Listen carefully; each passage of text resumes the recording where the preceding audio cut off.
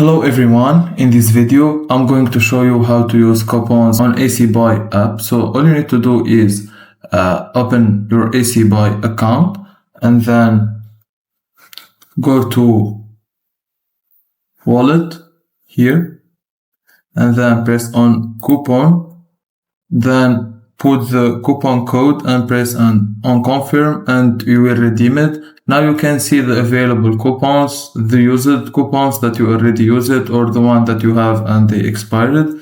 So you can see the minimum fee for the coupon. The limit to is shipping fee, exclude custom clearance fee, shipping usage, international parcel, availability, country, all, and yeah, everything about that coupon. So you can choose among these, and yeah, that's it.